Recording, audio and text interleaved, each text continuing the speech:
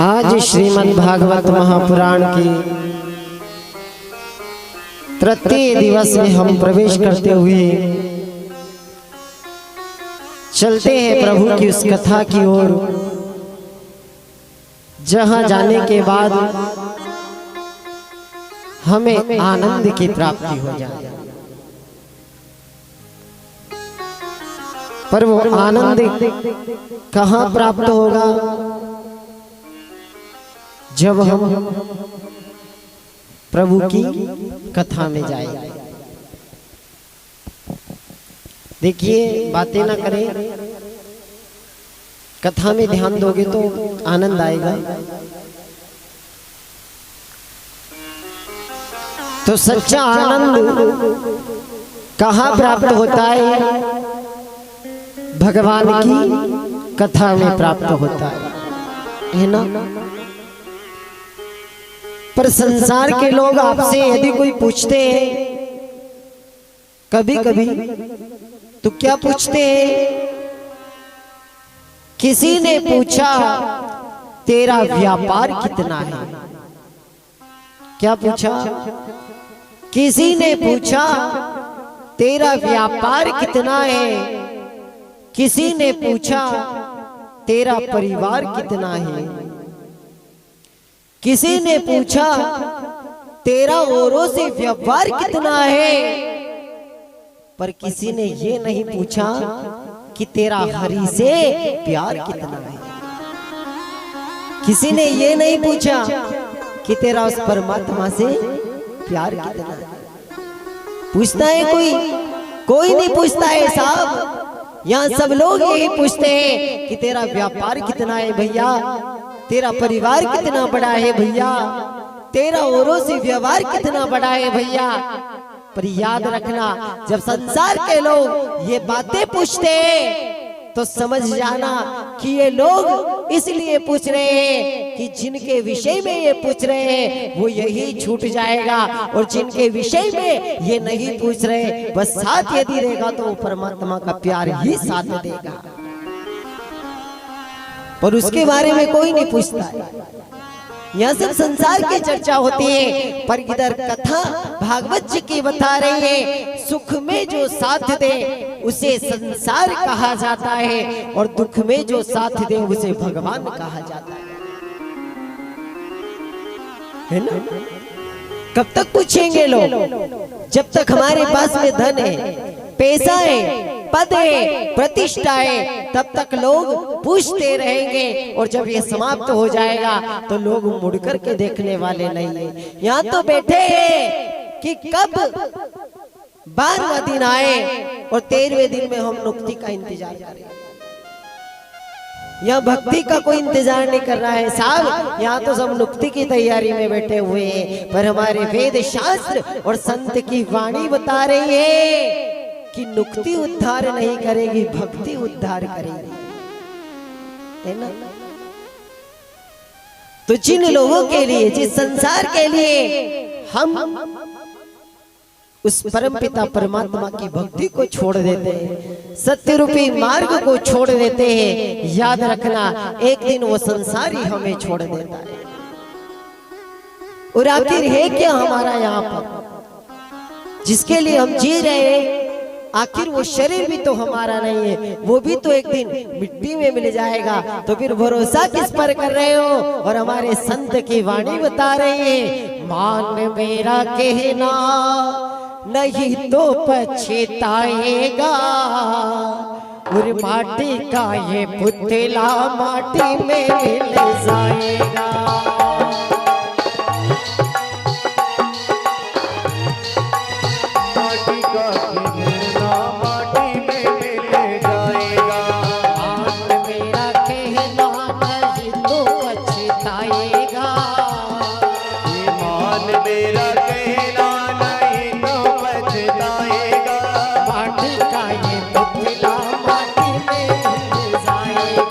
माटी का ये पुतला माटी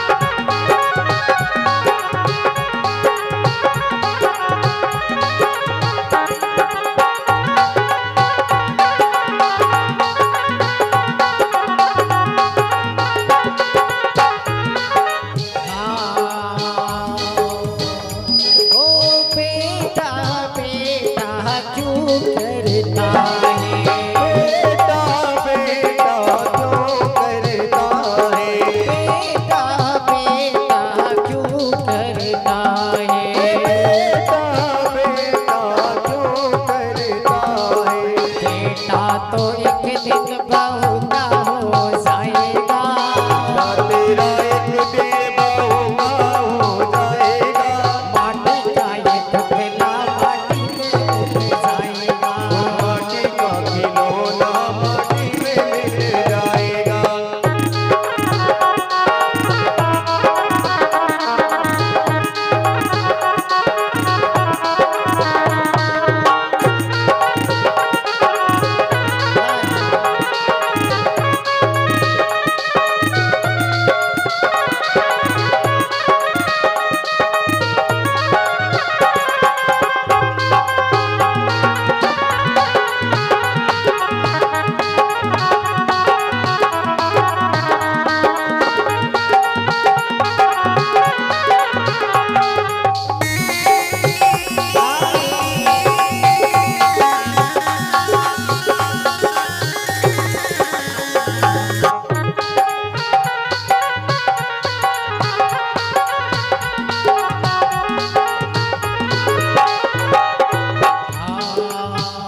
ओ धन मायापुर में अटारी, धन मायापुर में अटारी, धन मायापुर में अटारी, धन मायापुर में अटारी।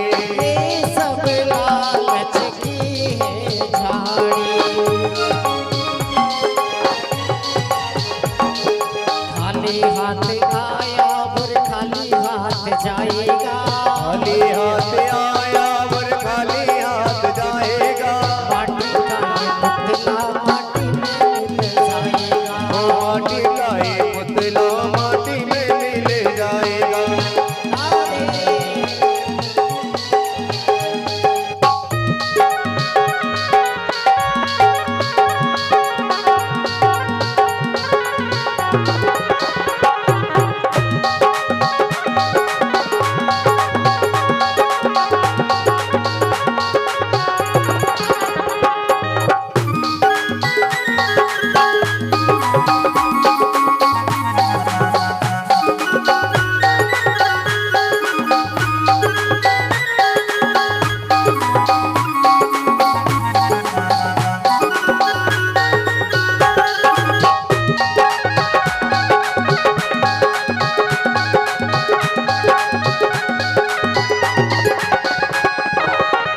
मेरा तेरा नहीं तो बचकाएगा।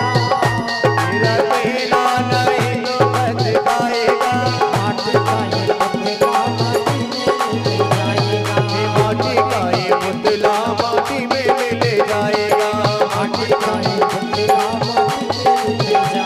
माटी का ये पुतला माटी में मिल जाएगा। माटी का ये पुतला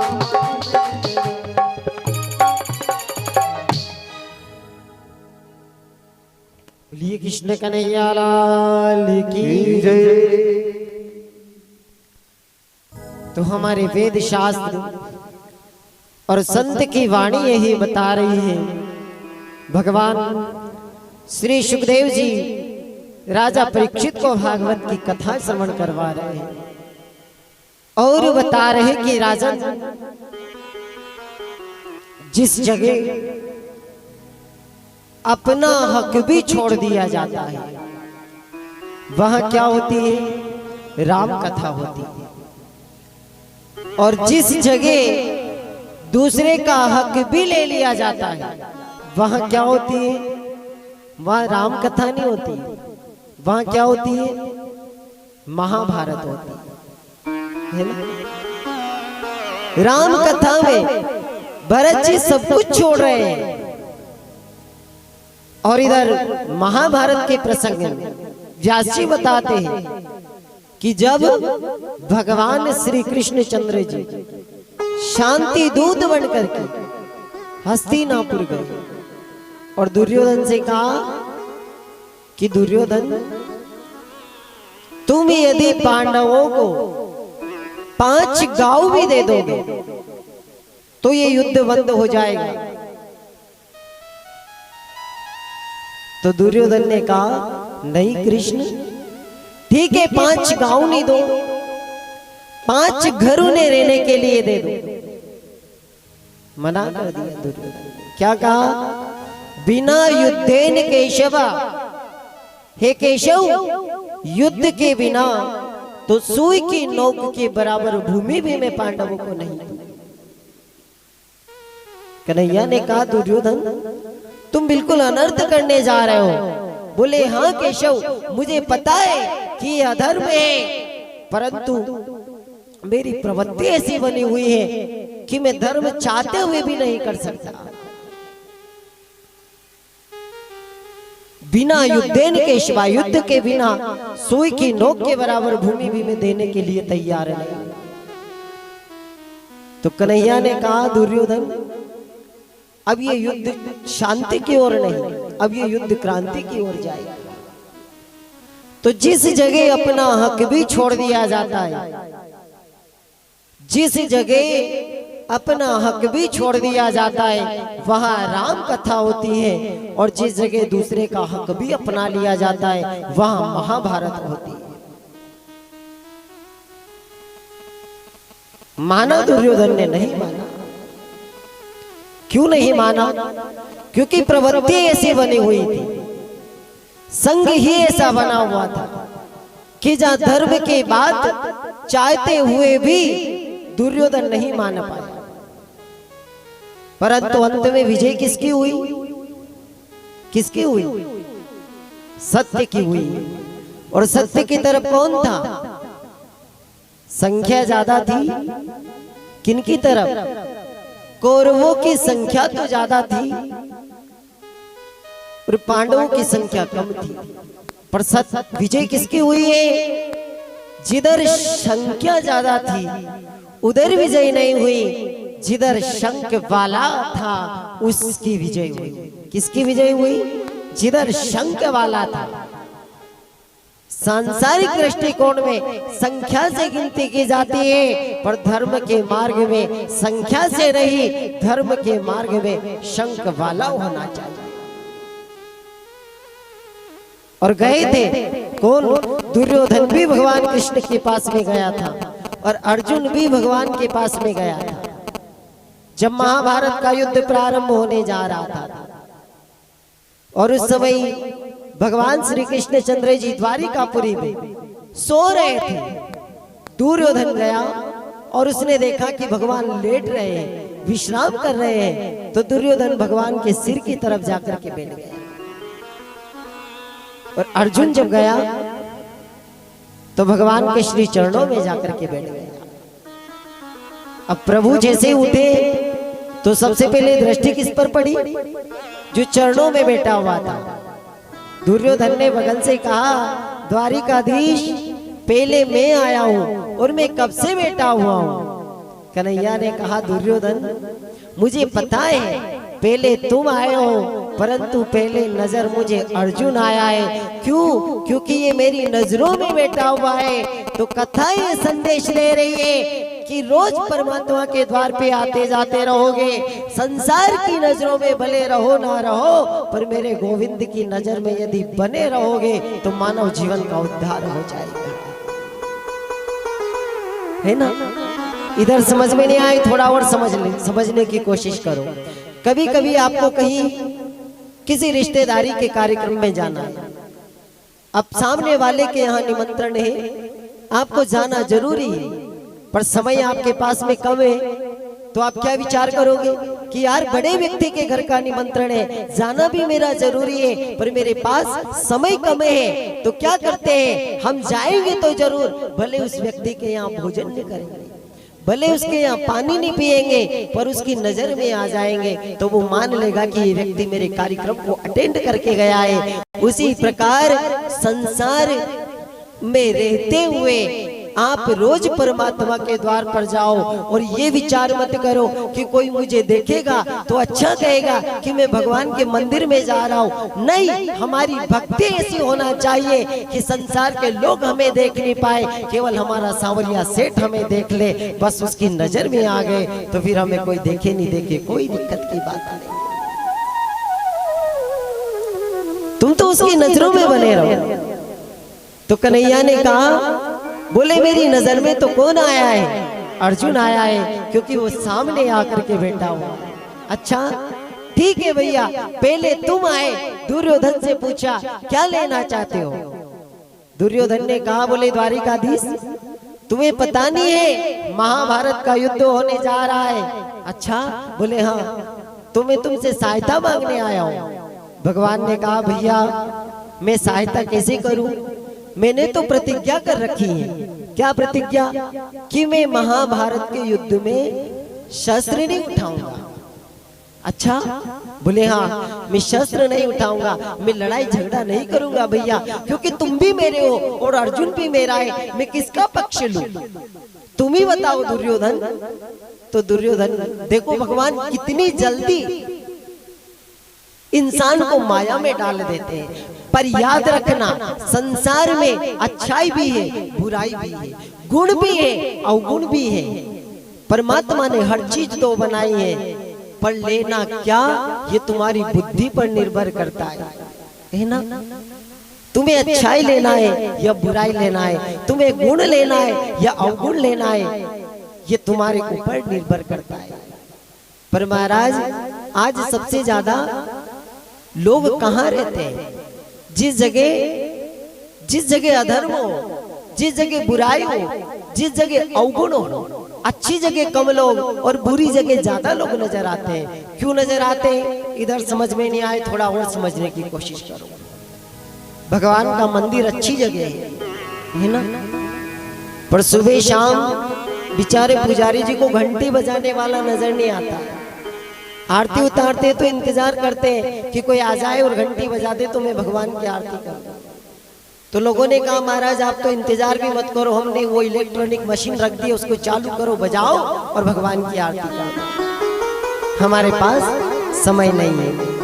उसके बाद अच्छी चीज मिल रही है वहां पे, सुबह शाम चरणामृत मिल रहा है। याद रखना, इस संसार में चरणामृत और कथा अमृत ये दोनों ऐसी चीज है कि ये बड़े भाग्य से प्राप्त होती है प्यारे।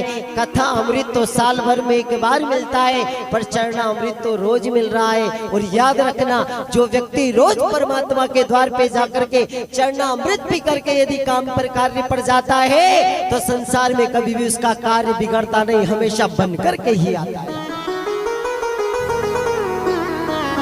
पर मिल रहा है और वहां लेने वाला कोई तैयार नहीं है। और कहा शराब के ठेके पर जाकर के देखो तो पैसे भी दे रहे, लाइन लग रही है, नाम भी बदनाम हो रहा है, और वहां कह रहे ला भैया दे दे, ला भैया दे दे। पी रहे और पी करके कहाँ गिर रहे? गलत जगह गिर रहे। याद रखना, यदि शराब के नशे को पी करके कहीं गिरोगे तो संसार में उठाने वाला नजर नहीं आएगा, संसार में उठाने वाला नजर नहीं आएगा। और भक्ति रूपी नशे को पी करके यदि गिर जाओगे तो संसार वाले भले उठाए ना उठाए, पर मेरा द्वारिकाधीश जरूर उठा लेगा, जरूर उठा लेगा, जरूर सहारा देगा। वो तो तैयार बैठा है, वो कह रहा है कि दादा तेरे पास समय नहीं है, एक काम कर, मैं फ्री बैठा हूँ, तू मेरे पास में आ जा। लोग कहवे नहीं, बहुत सारे लोग कहवे उनने की महाराज क्या करे, काम इतना है, मुझे तो मरने की भी फुर्सत नहीं है, न्यू भी कह दे लोग। अब आप विचार करो, मरबा के लिए फुर्सत की आवश्यकता नहीं, वहाँ फुर्सत नहीं निकालनी पड़े, पर लोग कहते कि महाराज समय नहीं है मेरे पास। अरे भैया, आप जो कमा रहे हो, आप जो बटोर रहे हो, ये किसके लिए? ये केवल यहाँ की व्यवस्था है। पर आप कथा में बैठे हो, 3 घंटे हाजिरी दे रहे हो, तो ये यहाँ की नहीं, ये परलोक की तैयारी हो रही है। और मेरे गोविंद को पता चल रहा है कि कौन भक्त मेरी कथा में आकर के बैठ गया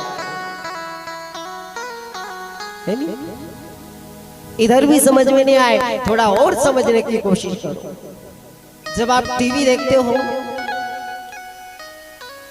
तो उसमें जो चलता है चित्र, उसे आप देखते हो। अब जो चित्र चल रहा है उसे तो आप देख रहे हैं, पर उसमें जो चित्र चल रहा है क्या वो आपको देखता है? देखता है क्या?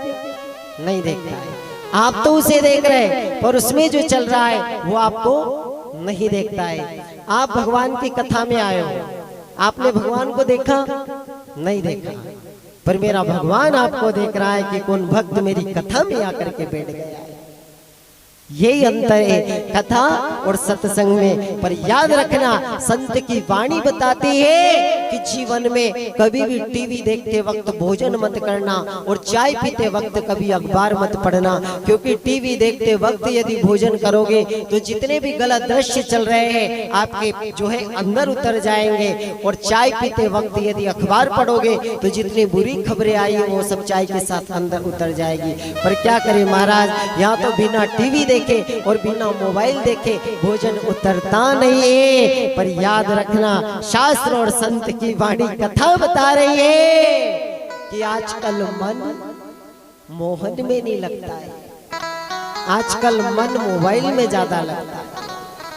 सब टच में बिजी है। जिस दिन से ये टच फोन आया नहीं, एक घर में 10-10 लोग भी हैं तो सब अलग अलग बैठे हुए हैं। पास बैठ करके दूर के लोगों से बात चल रही है और दिन भर उसी में बस चैट चल रहा है।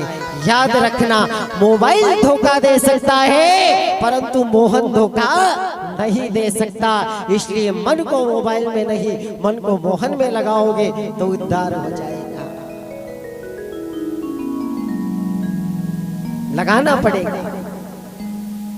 और संत की वाणी तो यही कह रही है, भजन करो रे, भजन करो रे, गोविंद मिलेगा जरूर, भजन करो गोविंद नहीं है दूर। गोविंद मिलेगा जरूर, भजन करो गोविंद नहीं है दूर।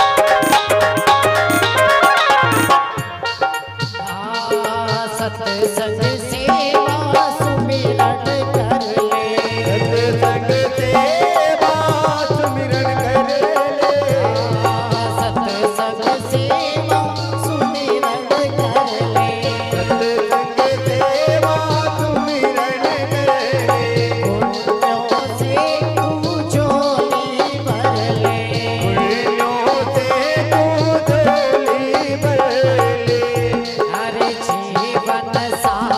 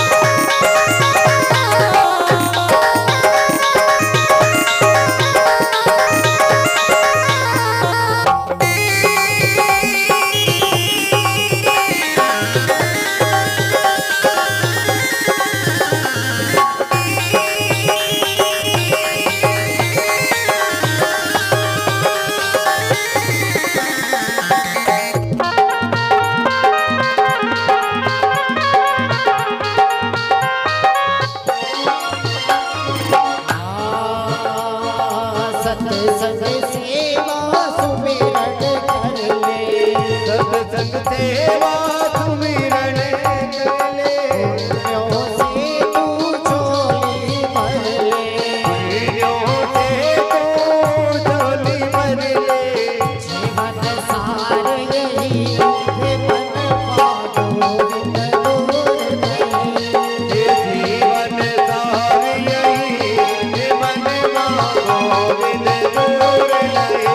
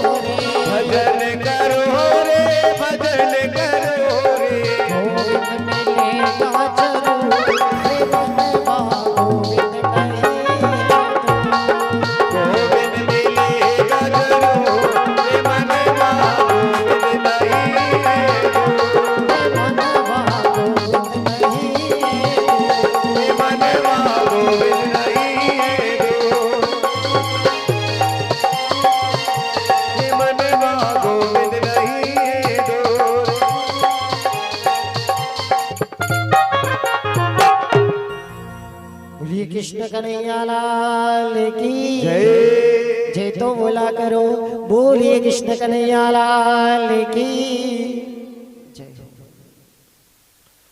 तो भगवान श्री सुखदेव जी महाराज राजा परीक्षित को भागवत की कथा श्रवण करवा रहे हैं। माताएं बातें न करें और बता रहे कि राजन,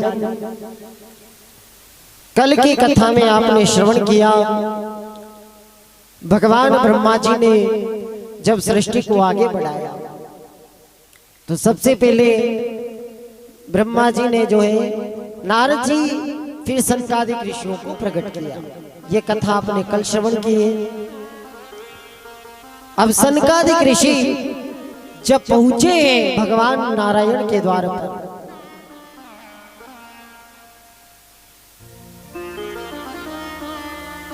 भैया कोई भी कार्यकर्ता थोड़े से इन बच्चों को आकर के यहाँ पे बंद कर दे, क्योंकि कथा में डिस्टर्ब होता है।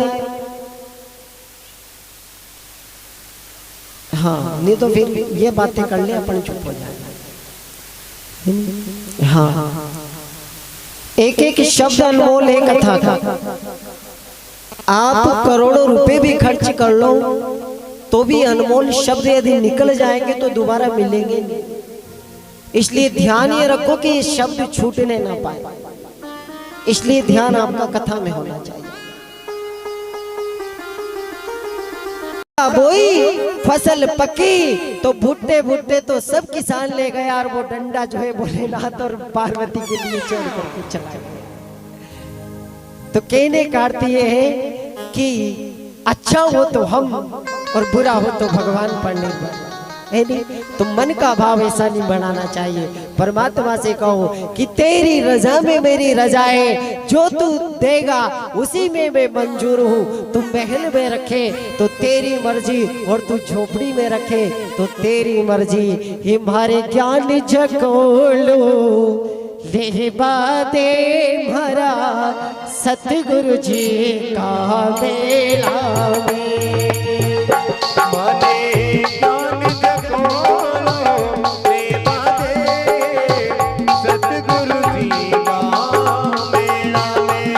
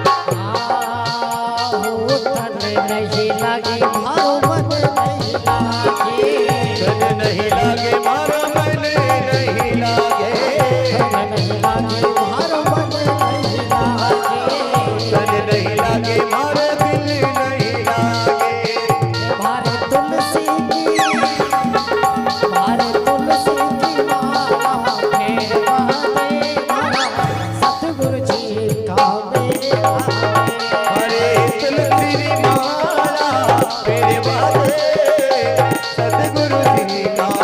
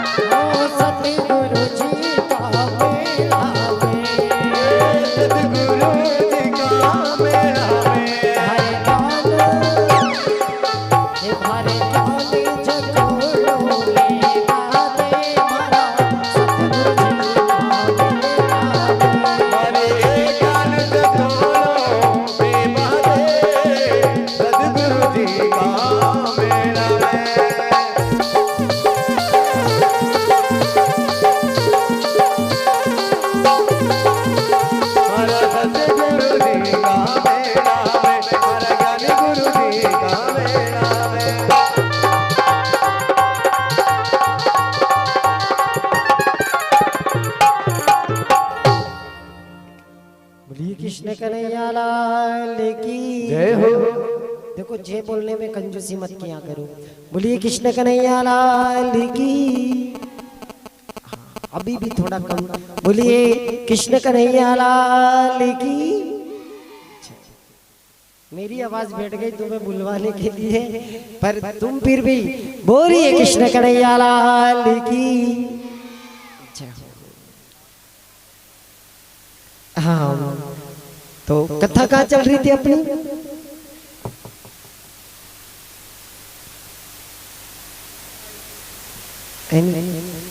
माताओं की आदत होती है बातें करने की।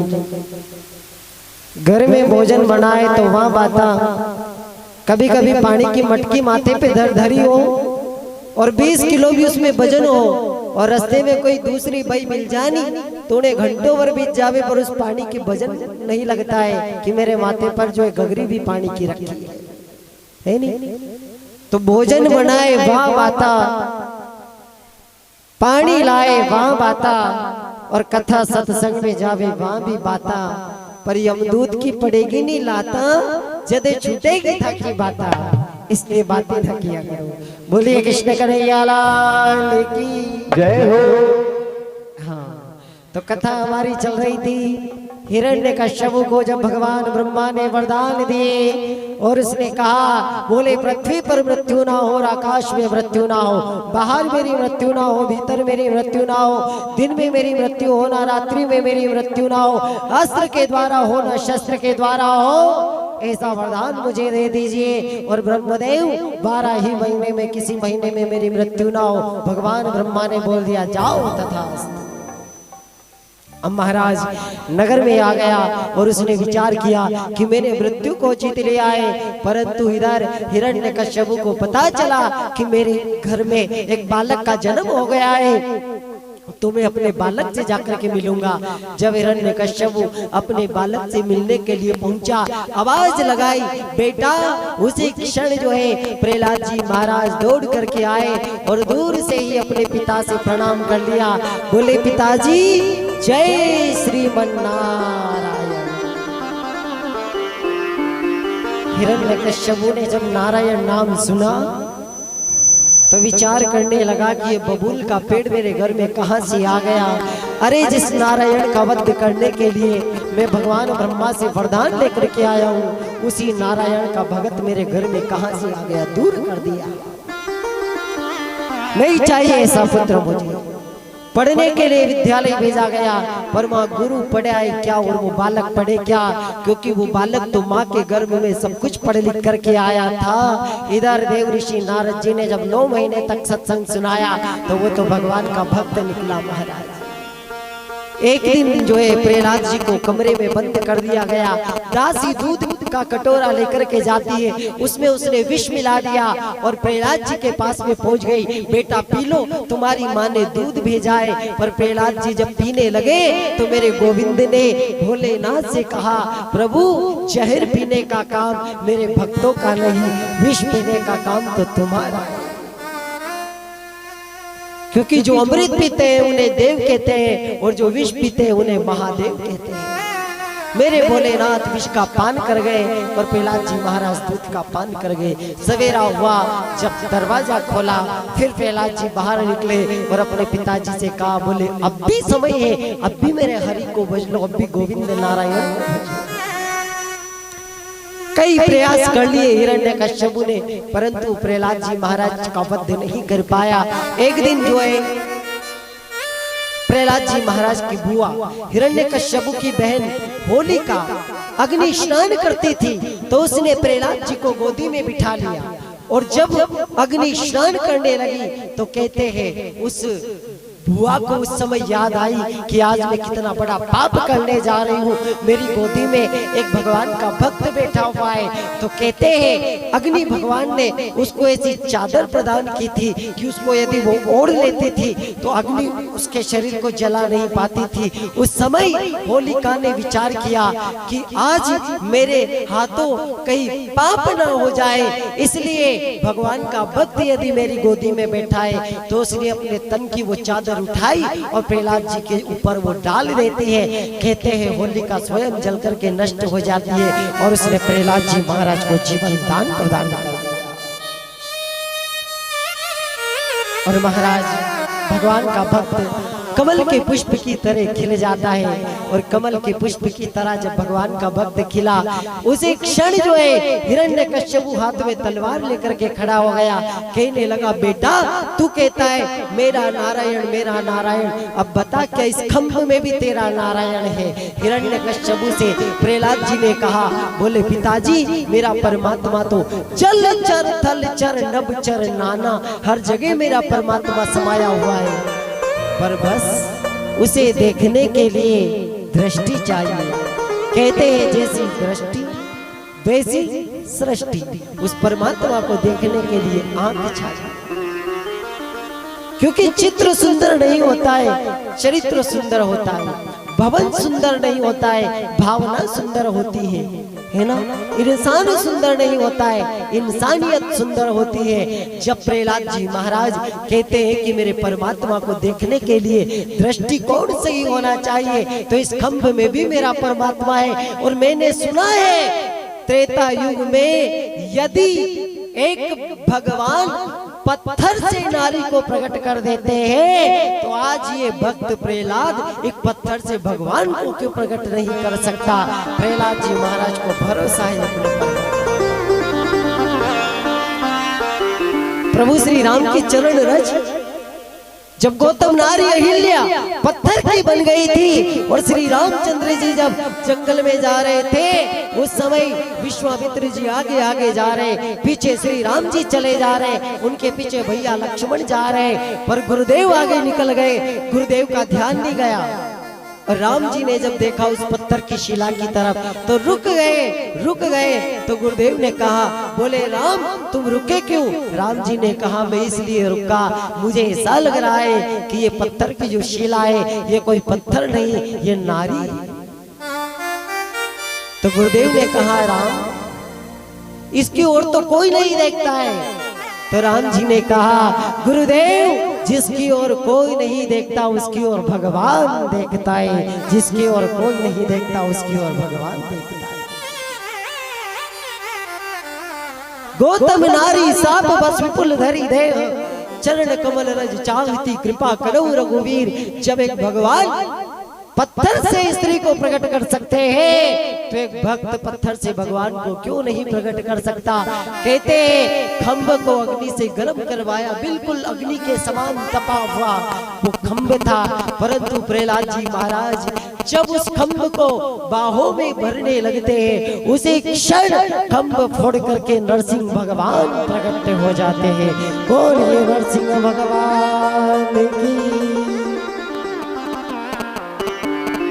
नरसिंह भगवान जब प्रकट हुए, देवता लोग आकाश मार्ग से पुष्प की वर्षा करने के लिए लग जाते हैं और इधर हिरण्यकश्यप को अपनी गोदी में जंघों पर लिटा लिया और पूछ रहे, तूने वरदान मांगा था पृथ्वी पर मेरी मृत्यु हो ना आकाश पर मेरी मृत्यु हो, बताओ इस समय कहाँ हो? हिरण्यकश्यप ने कहा, प्रभु ना मैं जमीन पर हूँ ना मैं पृथ्वी पर, फिर कहाँ हो?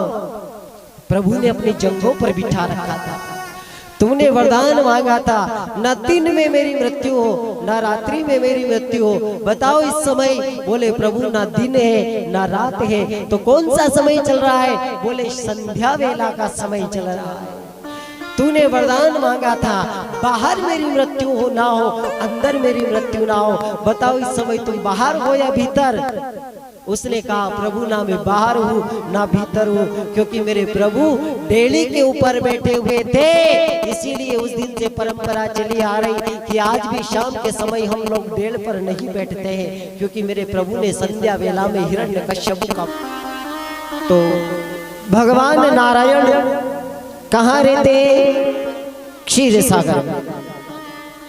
अब माता लक्ष्मी जी हमेशा कहाँ रहती है?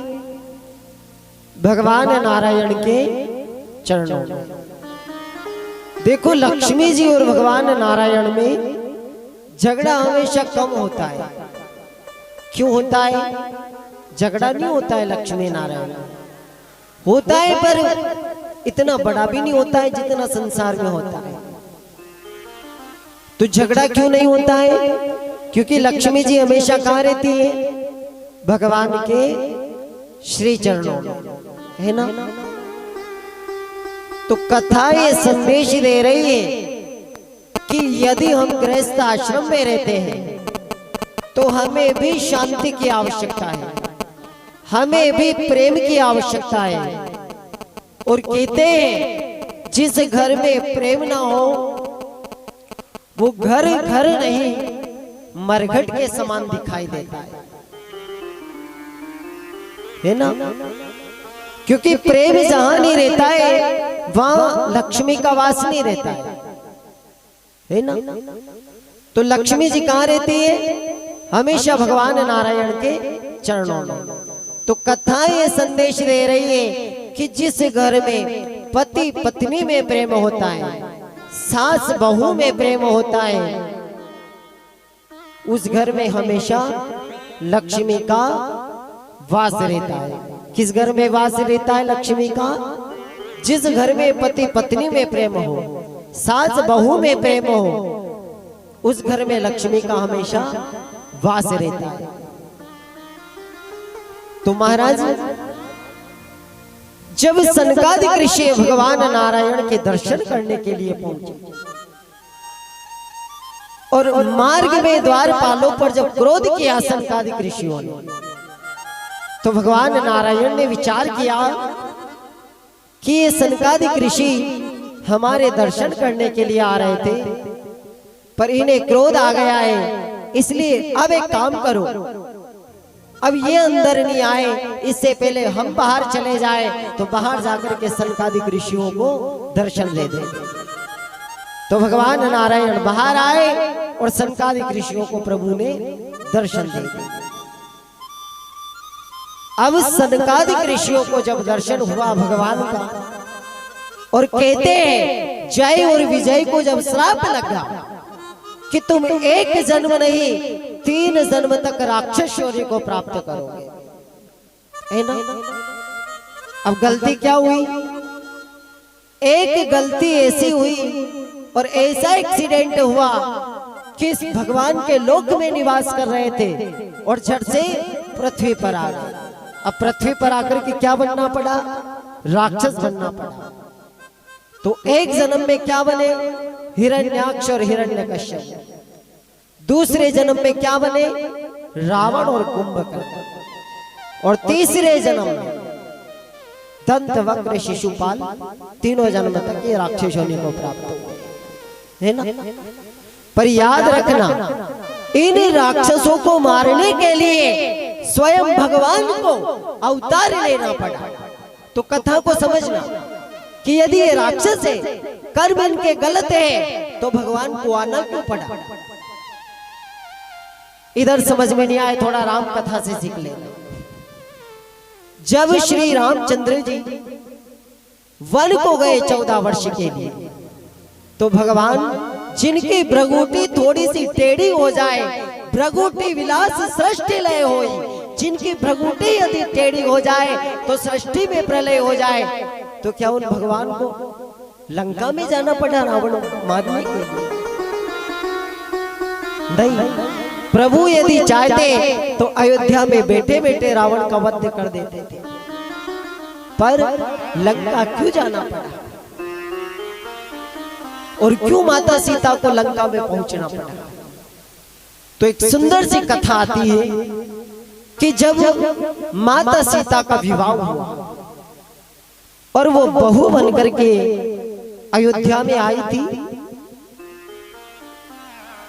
तो 8 दिन तक जो है माता सीता ने भोजन नहीं किया और जलपान नहीं किया अयोध्या में।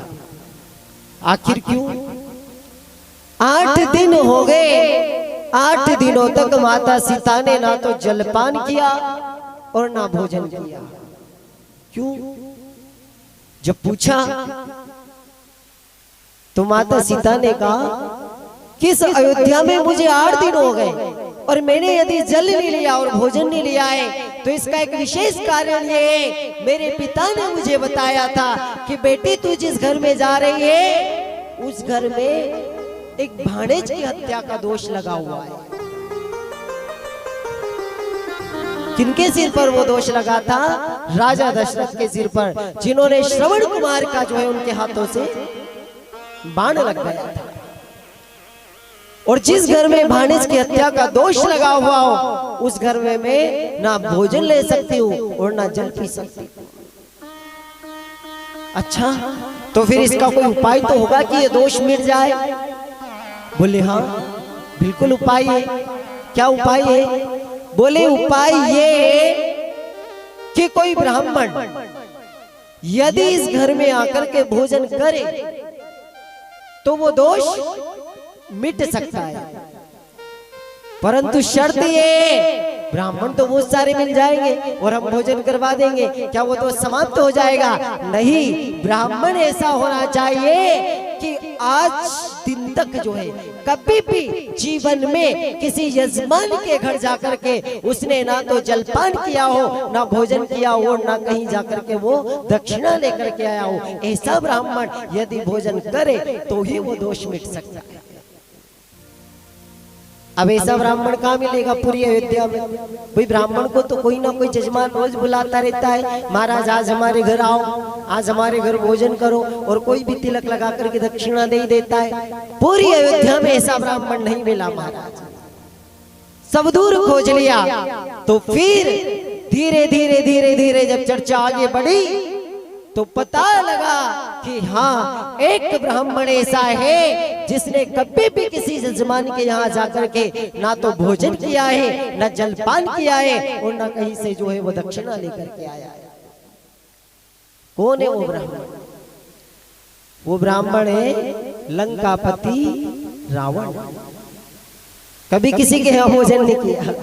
तो एक बार वो जो है अपनी पत्नी मंदोदरी से उसकी चर्चा चल रही थी, दोनों बैठे हुए थे और उनकी चर्चा चल रही थी। तो अयोध्या से एक पत्र जो है लंकापति रावण के लिए आया, भोजन का निमंत्रण, और वो पत्र जो है देवी मंदोदरी के हाथ में लग गया। पर मंदोदरी ने विचार किया कि यदि मैं इन्हें कहूंगी कि तुम अयोध्या जाकर के भोजन करो तो ये नहीं जाएंगे। तो मंदोदरी ने विचार किया कि मुझे मेरे तरीके से समझाना पड़ेगा। तो दोनों पति पत्नी रावण और मंदोदरी बैठे हुए थे। तो मंदोदरी ने एक दिन लंकापति रावण से कहा, बोले स्वामी देखो हमारा जन्म ब्राह्मण कुल में हुआ है और मैंने सुना है कि ब्राह्मण देवता तो कई जजमानों के यहाँ जाते हैं और वहाँ भोजन करते, अच्छे पकवान मिलते हैं और फिर भोजन करने के बाद दक्षिणा भी प्राप्त होती है, और आप तो कभी किसी के यहाँ भोजन करने ही नहीं गए आज तक। लंकेश ने कहा, देवी मैं दशानन रावण, अरे मुझे कोई छोटा मोटा जजमान तो बुला नहीं सकता, क्योंकि यदि मैं भोजन करूं तो कितने पकवान की आवश्यकता हो और कितनी दक्षिणा चाहिए, तो मुझे कौन बुलाए, लोग तो वैसे ही मेरे नाम से डरते हैं। तो मंदोदरी ने कहा, स्वामी जजमान का इंतजाम तो मैं कर दूंगी यदि तुम हाँ कर लो भोजन के लिए। तो लंकेश ने कहा, ठीक है आज तुम्हारी बात मुझे समझ में आई, मैं जरूर भोजन के लिए हाँ कर देता हूँ, बताओ कौन यजमान है और कहाँ मुझे जाना है। तब मंदोदरी ने कहा, बोले स्वामी अयोध्या से निमंत्रण आया है और तुम्हें ब्राह्मण बन करके वहां भोजन करने के लिए जाना है। तो लंकापति रावण ब्राह्मण आज भोजन करने के लिए कहाँ जा रहा है? अयोध्या नगरी में जा रहा है। और महाराज कहते भोजन की सुंदर व्यवस्था की गई, बढ़िया थालियों में बढ़िया सा सुंदर सा व्यंजन मंगाया गया और लंकापति रावण को, लंकेश को भोजन करवाया जा रहा है। दशानन रावण भोजन कर रहा है। पर भोजन करने के बाद दक्षिणा तो जरूरी है ब्राह्मण देवता को। तो राम जी सीता जी खड़े हुए थे, पूछा माता सीता ने, बोले ब्राह्मण देवता आपने हमारे घर भोजन किया है, अब हम आपको दक्षिणा में क्या दें? प्रभु श्री राम ने कहा बताओ महाराज, आज हम बड़े प्रसन्न हैं, आपने हमारे घर भोजन किया है, हम आपको दक्षिणा में क्या दें? ध्यान देना। तो महाराज लंकापति रावण ने कहा कि मैं बताऊं दक्षिणा में क्या दोगे? बोले हाँ ब्राह्मण देवता आप ही बताइए कि दक्षिणा में क्या दोगे? तो महाराज उस समय लंकापति रावण ने प्रभु श्री राम की तरफ देखा और कहा कि प्रभु यदि दक्षिणा में कुछ देना चाहते हो तो माता सीता ये स्वयं भक्ति के रूप में है, और मेरी लंका जैसी नगरी में सोने चांदी की दीवारें बनी हुई है, और उस लंका जैसी नगरी में भक्ति नहीं है, इसलिए वहां के लोग भक्ति के बिना अधूरे हैं। तो आप यदि दक्षिणा में कुछ देना चाहते हैं तो मुझे माता सीता भक्ति के रूप में लंका जैसी नगरी में चाहिए। प्रभु श्री राम ने तत्काल मनोभाव को जान लिया और कहते हैं कथा ये संकेत दे रही है कि कहीं रावण ने सीता का हरण किया, ये तो एक सांसारिक दृष्टि से, परंतु रावण ने माता जानकी को भक्ति के रूप में अयोध्या जैसी नगरी में बुलाया।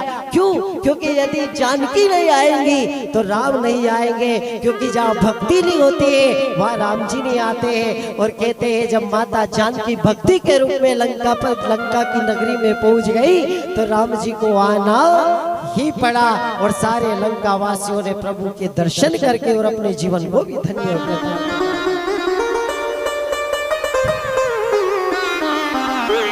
तो कहाँ थे भगवान? जहाँ भक्ति होती है, जहाँ प्रेम होता है। मेरे प्रभु श्री राम कथा संकेत दे रही है किनके लिए गए? कोल भील के लिए गए, केवट के लिए गए, माता शबरी के लिए गए, जो कब से प्रभु श्री राम का इंतजार कर रही थी। बचपन उसका बीत गया, जवानी उसकी बीत गई, बुढ़ापा शरीर में आ गया और रोज रास्ता निहारती थी, आज मेरे राम आएंगे, आज मेरे राम आएंगे, आज मेरे राम आएंगे। भरोसा करके तो देखो एक बार, प्रतीक्षा करके तो देखो, पर महाराज हमें भरोसा कहाँ है? वहाँ जीवन बीत गया रास्ता निहारते निहारते, यहाँ तो 2 मिनट भरोसा नहीं करे लोग भगवान पे, तो कैसे भगवान आएंगे? पर महाराज आएंगे, जरूर आएंगे। मेरे झोपड़ी के भाग आज खुल जाएंगे, शाम आएंगे।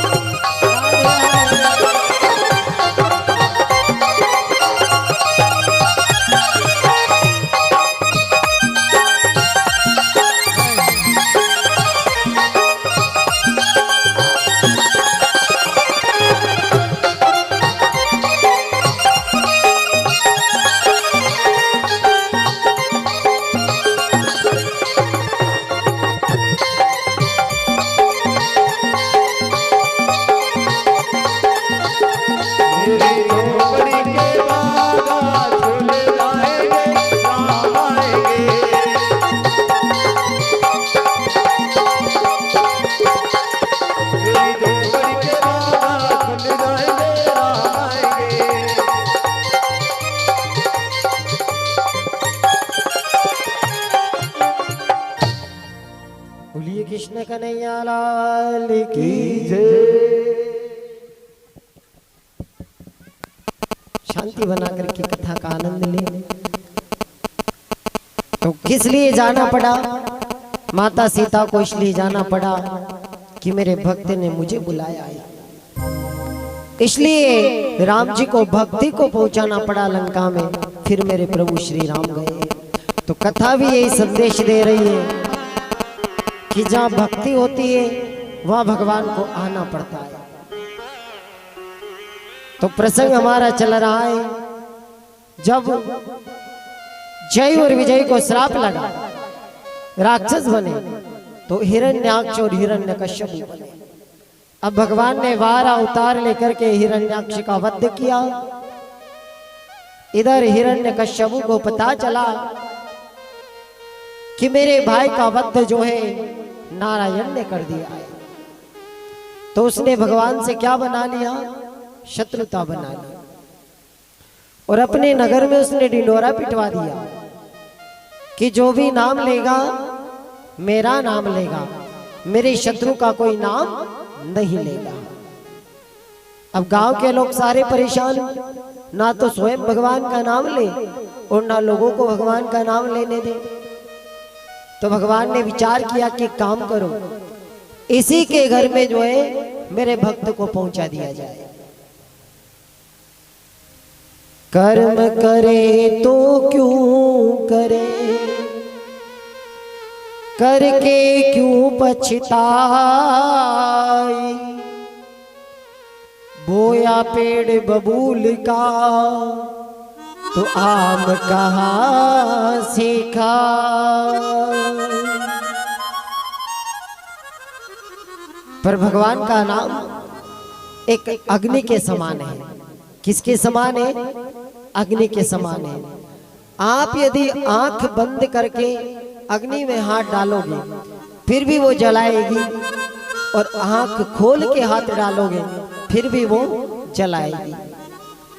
राम नाम मणि दीप धरु, जीवी दे हरिद्वार, तुलसी भीतर बाहिरे जो चाहत उजियार। क्या बताया है कि यदि बाहर और भीतर प्रकाश चाहिए तो परमात्मा का नाम हमारी जीवा पर होना चाहिए। पर इधर हिरण्यकश्यपु ने तो वो नाम ही बंद करवा दिया। और एक बार भगवान ब्रह्मा की तपस्या करने के लिए जंगल में पहुंच गया। जब हिरण्यकश्यपु जंगल में पहुंचा, इधर इंद्र को पता चला कि हिरण्यकश्यपु की पत्नी कयाधु और इसके गर्भ में जो बालक पल रहा है, कहीं वो जन्म लेने के बाद मेरी इंद्रासन को प्राप्त न कर ले।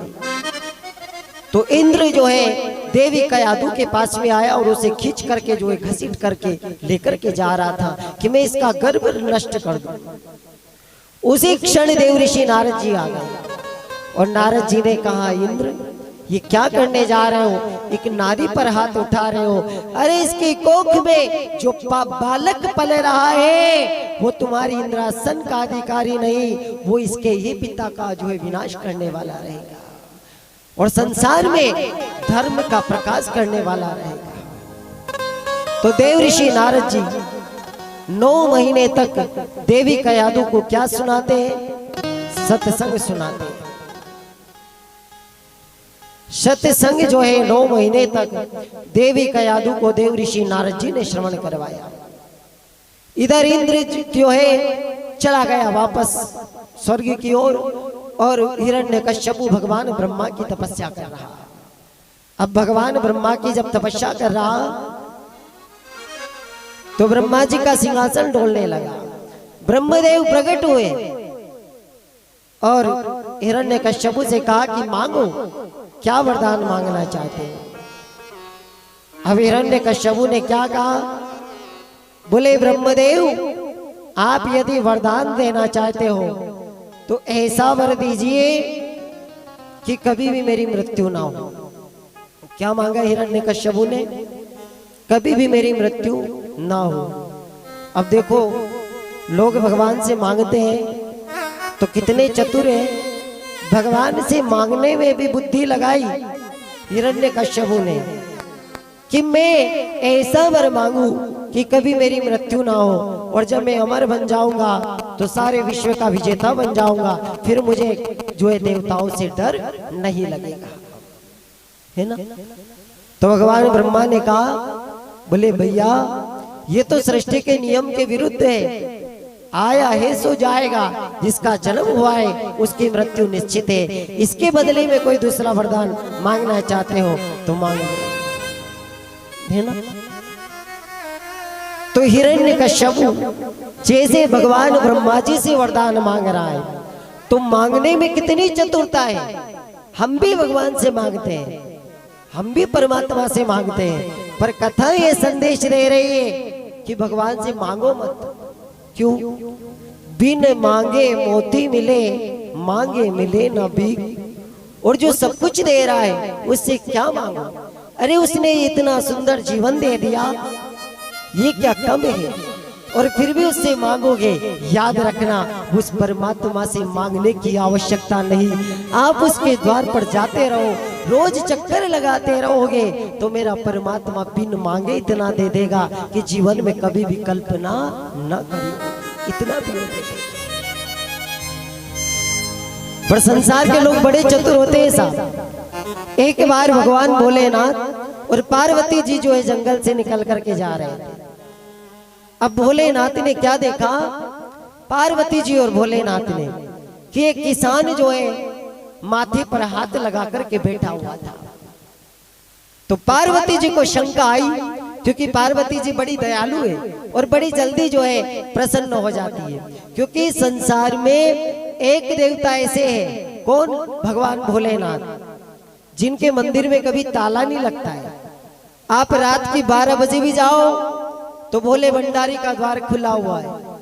और यहाँ तो भगवान विष्णु की सेवा करो तो कई प्रकार के मिष्ठान चढ़ाने पड़ते हैं, कृष्ण जी की सेवा करो तो वहां भी पकवान का भोग लगाया जाता है ना। सभी देवताओं की अलग अलग व्यवस्था है, परंतु भोलेनाथ के यहाँ कोई दूध चढ़ा देता है, कोई जल चढ़ा देता है, कोई भांग चढ़ा देता है, कोई धतूरा चढ़ा देता है, जो जिसको मिला चढ़ा दिया। मेरे भोले भंडारी ने उसे स्वीकार कर लिया, है ना। एक लोटा जल और सारी समस्या का हल। भोलेनाथ ने कहा, भैया कुछ नहीं मिले तो बस जल ही चढ़ा, उसी में मेरे भोले भंडारी प्रसन्न है नहीं। और सब देवताओं का समय होता है कि भैया 8 बजे के बाद द्वार बंद, पर्दा लग जाएगा, अब आपको दर्शन नहीं होगा। पर भोलेनाथ के यहाँ आप 24 घंटे जाओ, मेरे भोले भंडारी अलमस्त बैठे हुए हैं, कभी भी आ जाओ, मैं सुनने के लिए तैयार हूँ।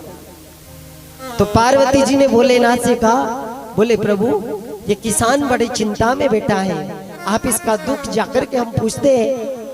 अब किसान के पास में गए, किसान के पास में गए तो उससे पूछा, अच्छी सी फसल उसके खेत में और ऐसी फसल कि लाखों रुपए की निकले, पर फिर भी माथे में हाथ लगा के बैठा। तो भोलेनाथ ने पूछा, भैया हुआ क्या? तो वो कहने लगा, प्रभु ऐसा लग रहा है कि अब की बार तो ये फसल मुझे घाटा देगी। भोलेनाथ ने विचार किया, अभी तो ये पक के तैयार भी नहीं हुई और तू पहले से ही चिंता कर रहा है। बोले हाँ हाँ, मुझे लग रहा है कि बराबर इससे जो है मुझे लाभ नहीं मिलेगा। अब बात हुई आ गई। अभी हमारे पंडित जी हम शाम को बैठे थे यहीं पे, तो कोई भैया एक चने का वो झाड़ लेके आए थे, वो बात मुझे याद आ गई। तो चना एक, और वो पंडित जी गिनवा रहे थे कि उसमें से लगभग 20-22 वो डालियां निकली एक चने के गोड़ में से, है ना। तो वो पंडित जी बता रहे थे कि देखो गुरुदेव, एक चने में से 20-22 डालियां निकली और एक डाली में 10 से 20 जो है चने लगे होंगे, फिर भी लोग कहते हैं कि महाराज गढ़ा कम निकले हमारे, तो नहीं, फिर भी मन नहीं भर पाता है। तो वो किसान भी ये कह रहा है कि बोले महाराज ऐसा लग रहा है कि फसल बराबर नहीं निकलेगी, इसलिए मैं दुखी हूँ। पहले ही मन जो है मन का भाव बिगड़ जाता है। तो भोलेनाथ ने कहा, अच्छा एक काम कर, तेरी फसल देखने की जवाबदारी हमारी, हम तेरी फसल देखेंगे और तुझे बराबर फायदा होगा, किसी प्रकार का घाटा नहीं लगेगा। पर शर्त हमारी ये है कि जब फसल हम देखेंगे तो आधी फसल हमारी और आधी फसल तेरी। तो उसने कहा ठीक है बात समझ में आ गई। ठीक है महाराज, अब की तो मैं काट लूं, अगली बार जो भी अपन बोएंगे उसमें से देख रेख तुम करना, आधी फसल मेरी और आधी तुम्हारी। ठीक है। अब महाराज बढ़िया जो है सुंदर खेत की बुआई करने का समय आया तो दूसरे भोलेनाथ से पूछा, बोले प्रभु बताओ आप ऊपर की फसल रखोगे या नीचे की फसल रखोगे? तो भोलेनाथ ने पार्वती से पूछा, बोले देवी बताओ फायदा किधर है? तो पार्वती जी ने कहा, प्रभु ऐसा लगता है कि ऊपर ऊपर ज्यादा फसल होती है, तो हम तो ऊपर ऊपर की रखेंगे, ऊपर ऊपर की फसल हमारी और नीचे नीचे की फसल किसान की। किसान निकला बड़ा चतुर, उसने अब की बार प्याज बो दिए। अब महाराज नीचे नीचे की प्याज तो सब काट के ले गया और ऊपर ऊपर की डंडी भोलेनाथ को जो है छोड़ गया। फिर अगला वर्ष आया। अब महाराज भोलेनाथ ने कहा, भैया पहले भी तूने घाटा लगा दिया, सारी देख रेख हमने करी, ऊपर की फसल तो डंडी बची, तूने सारे प्याज निपटा लिए। ठीक है अब गलती नहीं होगी, अब की बार नीचे नीचे की फसल हमारी और ऊपर ऊपर की फसल किसान तुम्हारी। किसान ने कहा ठीक है महाराज। अब किसान निकला बड़ा चतुर, उसने अब की बार गेहूं बो दिए। तो महाराज ऊपर ऊपर के गेहूं तो वो काट के ले गया और नीचे पार्वती देके भोलेनाथ की तरफ, भोलेनाथ देके पार्वती की तरफ कि अब इस डंडियों को हम क्या करेंगे, है ना। अब महाराज दूसरी बार भी बड़ा चतुर निकला। तीसरी बार फिर जो है जब फसल का समय आया बोने का, फिर जो है भोलेनाथ और पार्वती कहने लगे, भैया तुम तो बड़े चतुर हो, सारी देख रेख हमने करी, मेहनत हमने करी और फिर तुम जो है सब कुछ ले गए ऊपर ऊपर का, अब की बार गलती नहीं होगी। तो पार्वती जी ने कहा, भैया अब की बार नीचे की फसल भी हमारी और ऊपर की फसल भी हमारी। किसान ने कहा ठीक है माता जी। अब की बार किसान ने मक्का बो दी महाराज। अब मक्का तूने वरदान मांगा था, अस्त्र और शस्त्र, देख मेरे हाथों में ना अस्त्र है ना शस्त्र है, मेरे प्रभु के बड़े बड़े नाखून। तूने वरदान मांगा था 12 ही महीने में से किसी भी महीने में मृत्यु ना हो। बताओ कौन सा महीना चल रहा है? बोले प्रभु इस समय 12 ही महीने में से कोई सा महीना नहीं, अधिक मास पुरुषोत्तम मास का महीना चल रहा है। और मेरे गोविंद ने जब हिरण्यकश्यप की छाती को विदीर्ण किया, रुधिर निकलने लगा, उसी क्षण प्रहलाद जी महाराज की आंखों से अश्रु की धार लग जाती है और कहने लगे, भगवान मैं आपसे कुछ भी नहीं चाहता, बस ये चाहता हूँ कि आज के बाद मेरे कुल में आप किसी का भी जो इस प्रकार से वध नहीं करोगे, बस इतना सा वरदान और इतनी सी कृपा का आशीर्वाद मुझे दे दो। प्रभु ने कहा, प्रहलाद तू चिंता मत कर, आज ये रुधिर इसलिए निकल रहा है तेरे पिता के हृदय से कि इसका पाप इस रुधिर के माध्यम से बह करके जा रहा है, और पाप यदि बह जाएगा तो केवल पुण्य बचेगा और मैं इसे वो धाम प्रदान करूंगा जो मैंने कभी किसी को प्रदान नहीं किया। क्योंकि भगवान की तो मार में भी प्यार है, भगवान जिसको मारते हैं उसे तार देते हैं। नाम है तेरा तारनहारा, कब तेरा दर्शन होगा, जिसकी रचना इतनी सुंदर वो इतना सुंदर होगा, वो कितना सुंदर होगा, नाम तुम्हारा तारनहारा।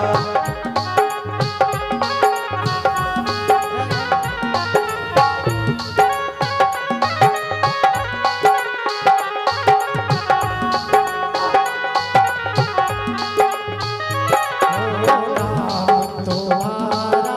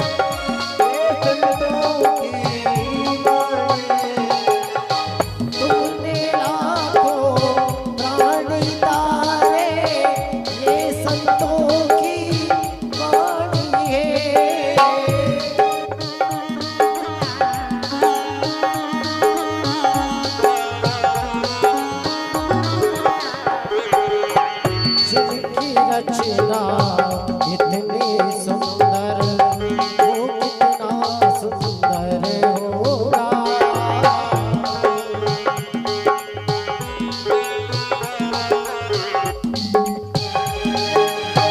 नाम है तेरा तारणहारा,